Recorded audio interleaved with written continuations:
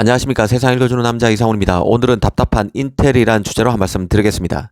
이 사파이어 래피지를 아실 것입니다. 지난해인 2021년 하반기 인텔의 펩 겔싱어 CEO가 AMD가 리드하는 시대는 끝났다며 기술력을 자신했던 제품이 바로 사파이어 래피지입니다. 기술통인 겔싱어가 지난해 초 인텔에 컴백한 이후 사실상 처음 내놓는 서버 CPU이기 때문에 겔싱어 입장에서도 애착이 큰 칩입니다. 그런데 이 서버 CPU 양산이 또 밀립니다. 당초 이 CPU가 지난해 하반기 소개됐을 당시만 해도 같은 해인 2021년 연말께 양산이 시작된다고 했었는데요. 그런데 이게 올 상반기로 한번 양산 일정이 밀리더니 또 하반기로 밀렸습니다. 급기야 내년 상반기로 또 양산이 연기된다고 합니다. 시장 조사 기관인 트렌드포스발입니다.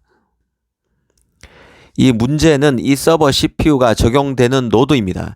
이게 그 4나노 아니면 3나노라면 이해가 될 법한데요. 하지만 사파이어 래피지는 과거 10나노 슈퍼핀 공정으로 불렸던 인텔 7나노로 만듭니다. 사실상 TSMC의 7나노 수준입니다. 인텔이 과거에 공정 적용 노드를 보수적으로 깐깐히 봤었기 때문에 삼성 TSMC 7나노보다는 조금 더 낫다는 평가가 나오고 있으니 후하게 쳐주면 삼성이나 TSMC 6.5나노 최대한 본다면 6나노 수준으로 볼 수 있는 공정입니다. 인텔 입장에서는 그간 미세 공정 개발에 번번이 실패하면서 수세적이었던 슈퍼컴퓨터 등 HPC 시장에서도 기술 주도권을 선점하겠다는 포부를 갖고 내놓는 칩이지만 계속 양산이 밀리면서 AMD의 추격을 허용해야 할 판입니다. 결국 문제는 수율인데요. 수율이 발목을 잡는 것 같습니다. 트렌드포스는 구체적으로 사파이어 래피지 서버 CPU의 생산 수율이 50%, 최대한 좋아도 60% 수준이라고 했습니다. 삼성 TSMC가 3나노 수율 잡기에 총력을 기울이는 판에 인텔은 7나노 수율, TSMC 삼성으로 치면 한 6.5나노 수율이 50%밖에 안 돼서 칩 양산이 밀리고 있다는 뜻입니다. 인텔 7나노이기 때문에 EUV 장비가 쓰이지도 않는 공정입니다. ARF 강원이 그대로 쓰이는 만큼 칩 제조의 변곡점이 적용되지도 않은 공정에서 이렇게 칩 양산에 어려움을 겪는 것이기 때문에 더 깝깝한 상황입니다. 이 사실 기본적으로 수율은 파운드리 수익과 직결되는 이슈입니다. 그런데 최근에는 칩 수요가 폭발하면서 팹의 용량 확보가 과거 어느 때보다 더 중요해졌습니다. 칩의 수요는 많은데 이런 칩을 만들 파운드리의 팹이 부족하다 보니 파운드리 수율 이슈에 팹리스들이 더 예민해질 수밖에 없습니다. 수요와 공급이 균형이 맞거나 공급이 더 많을 때만 해도 파운드리가 이른바 마진을 크게 줄이거나 심지어 덤핀 수주를 하든지 말든 하든지 안 하든지 팹리스는 알 바가 아니었습니다. 그런데 한동안 팹리스들이 생산 캐파를 확보하기 위해 전쟁을 치러왔습니다. 한정된 팹에서 최대 수율로 가능한 많은 양품 칩을 만들어 줄 수 있어야 칩의 공급을 원활하게 가져갈 수 있습니다. 그러다 보니 양품 칩의 납기만 맞춰줄 수 있다면 크게 수율에 개의치 않던 팹리스들이 파운드리 수율에 더 민감해질 수밖에 없습니다. 파운드리 확보에 사활이 걸린 팹리스 입장에서는 한정된 팹에서 일정 기간 내에 최대한의 양품 칩을 요구하는 계약서를 파운드리에 들이밀 수밖에 없다는 뜻입니다. 이 삼성 같은 경우도 이 4나노에서 이 퀄컴의 AP인 스냅드래곤 8 1세대 제품을 만들다가 스냅드래곤 8 1세대 플러스를 TSMC 4나노로 뺏겼는데요. 이 때문에 혹독한 수율 논란에 시달렸습니다. 이 대만 언론에서는 삼성의 4나노 수율이 고작 35%에 불과하고 TSMC는 2배가 넘는 70% 이상이란 구체적 숫자까지 동원해서 보도하기도 했었는데요. 그만큼 칩 제조사에게 수율은 논란의 중심일 수밖에 없는 중요한 이슈입니다. 특히 인텔 경우는 미세공정 개발을 통해서 프로세서 시장에서 AMD, 애플에 내준 주도권을 다시 되찾아와야 합니다. 그리고 한편으로 미세공정 개발을 통해서 새로 진출한 파운드리 시장에서도 미세공정 칩을 만들 수 있음을 증명해야 하는 입장입니다. 그런데 프로세서 시장에서 위상 강화 그리고 파운드리 영착륙을 동시에 이뤄낼 키가 되는 미세공정 양산이 7나노에서 덜커덕거리는 상황입니다.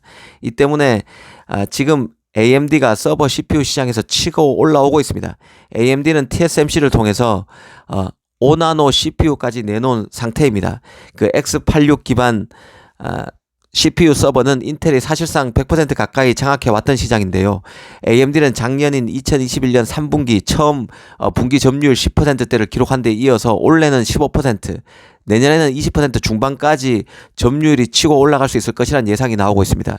이 소비자용 CPU에서는 최근 인텔이 잘 하면서 AMD가 고전하고 있지만 가장 마진이 높은 서버 시장에서는 AMD가 계속 인텔을 밀어붙이는 양상입니다. 기본적으로 사파이어 래피드 서버 CPU의 양산 일정이 계속 밀리고 있는 게 AMD가 계속 선전하고 있는 직접적인 이유가 되겠습니다. 기본적으로 인텔의 칩 생산은 세 가지인데요. 자체 칩 생산, 이 사파이어 래피드 같은 경우죠. CPU, GPU 같은 자신의 프로세서를 인텔은 자체 팹에서 생산하고 있습니다.